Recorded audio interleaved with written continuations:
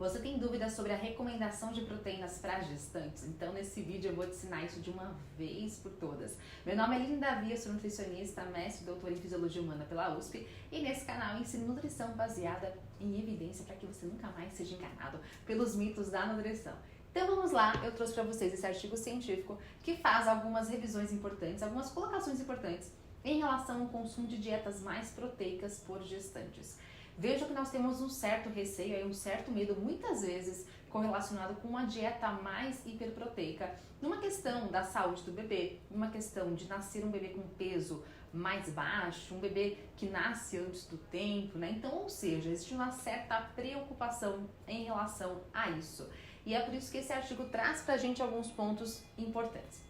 Ou seja, vamos lá. Veja o que é que eles falam, que mulheres que apresentam bebês com nascimento baixo peso, nós temos aqui uma questão que pode ser avaliada. E existem alguns artigos científicos mais antigos que fazem uma certa correlação com dietas mais hiperproteicas, com essa questão de nascer uma criança com peso mais baixo e também uma correlação com um bebê que nasce antes do tempo. Então existe isso com artigos científicos mais antigos. Mas é importante lembrar que nós temos literaturas mais atuais como essa, que trata de 2021, no caso, que traz pra gente alguns pontos importantes em relação a isso. Ou seja, nós temos aqui suplementação de proteínas, não só na alimentação, mas também assim uma correção de consumo de proteínas ao longo do dia, com quantidades crescentes de proteínas que foram avaliadas por essas gestantes, que eu vou te mostrar daqui a pouquinho como que funcionou esse protocolo. Além disso, o objetivo foi avaliar se o consumo, então, dessa proteína por essas mamães, por essas gestantes, está associado com um crescimento fetal mais acelerado, ou também se esse aumento de peso ao nascer, de repente, uma modificação no peso ao nascer, ou baixo peso, ou um peso mais acentuado, e também se deve ter evitar, de repente, controlar mais o consumo de proteínas por essas gestantes.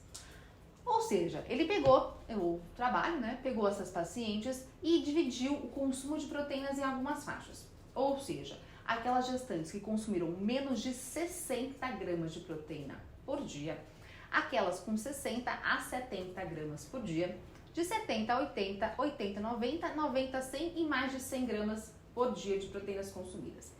E aí, nós tivemos aqui a prevalência maior de consumo entre as gestantes, ou seja, 34% das gestantes avaliadas, nós temos um consumo médio de 80 a 90 gramas por dia, de algo já tradicional, de algo já que elas já consumiam antes, algo natural, sem precisar fazer um ajuste. Então, uma dieta já convencional dessas gestantes, que então a maioria está numa faixa realmente um pouquinho mais acentuada, né, de 80 a 90 gramas por dia. Lembrando que nós temos algumas que consomem de 90 a 100 ou acima de 100 gramas por dia também. E aí nós temos alguns dados que eles encontraram aqui, ou seja, os filhos das mães com baixo consumo de proteína, ou seja, abaixo de 60 gramas por dia, apresenta 130 gramas ao nascimento, né, na hora que ele nasce, em comparação com os filhos das mães que consomem de 80 a 90 gramas por dia. Então, atenção, vejam que o consumo baixo de proteínas também deve ser pensado, ajustado e corrigido, ou seja, dietas com baixa proteína realmente não são interessantes pensando para gestantes. E aí vejam só, como é importante pensar em ajustar a alimentação e também a cada trimestre, pensando no peso dessa paciente, afinal a proteína é fundamental para a construção desse bebezinho, das proteínas que ele apresenta. E também a manutenção da composição corporal dessa mãe. Ou seja, vejam que dietas com poucas proteínas não são realmente interessantes. E ele vai trazendo pra gente mais respostas ao longo do artigo. Mais uma delas. Com doses maiores, ou seja, acima de 100 gramas por dia, não existiu diferença no peso do nascimento desses bebês quando comparados com dietas com doses mais modestas, por volta de 80 a 90 gramas por dia. Então, a princípio, de acordo com esse artigo científico, doses maiores, quantidades maiores de proteínas acima de 100 gramas não seria deletério, não seria prejudicial numa questão de peso desse bebezinho. Ou seja, até então, tranquilo, seria um tipo de problema em relação a isso. E ele continua trazendo mais respostas para gente.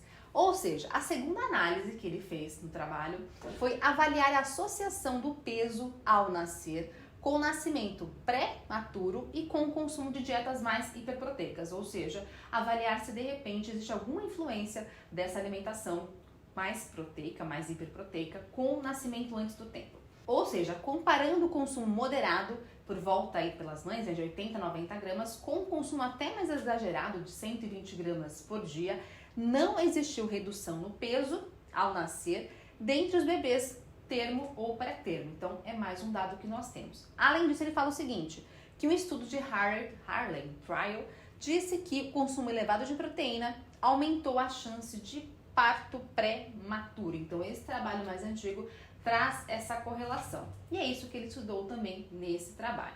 E ele fala o seguinte, consumo de proteína materna não foi associado com morte fetal ou neonatal.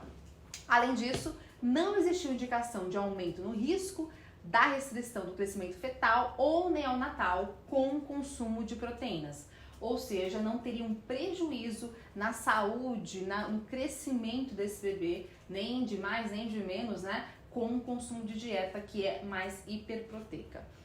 E além disso, ele fala o seguinte, baixo peso ao nascer e aumento no risco do baixo peso na infância foi observado com o consumo de proteínas materno abaixo de 60 gramas. Então, até então, nós temos dados que mostram mais prejuízo em dietas mais hipoproteicas do que dietas hiperproteicas.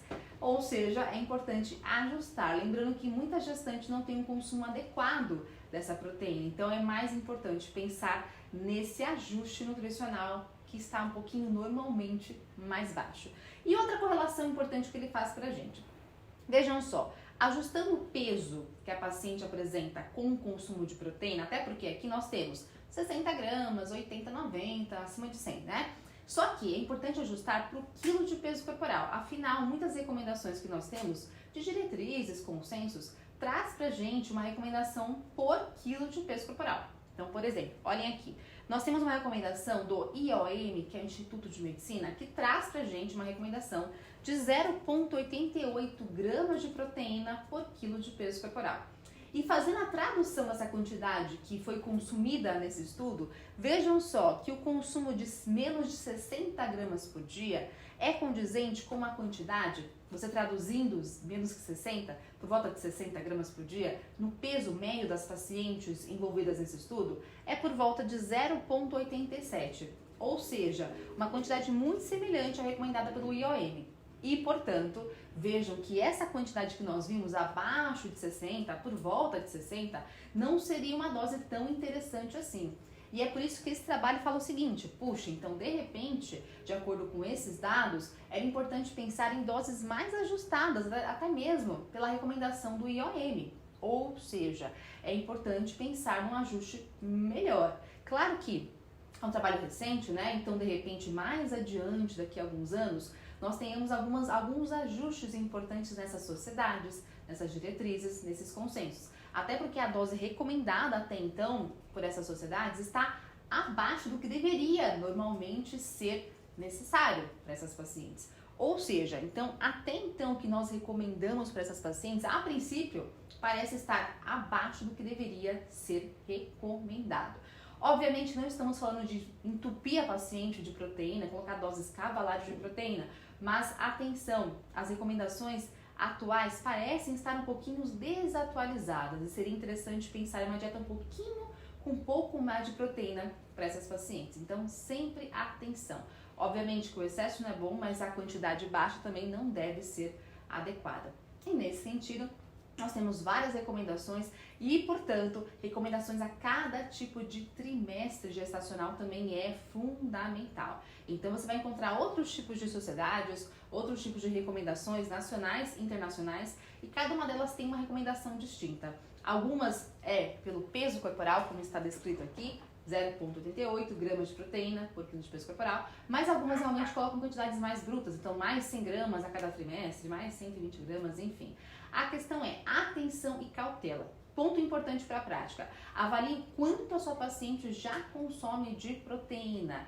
Veja o quanto que normalmente, habitualmente, ela já consome. Não deixe uma dieta abaixo do que ela já consome, porque realmente é um ponto importante. A não ser que a sua paciente tenha uma dieta absurdamente hiperproteica. Aí a gente pode fazer um ajuste, mas normalmente não é tão comum assim, né?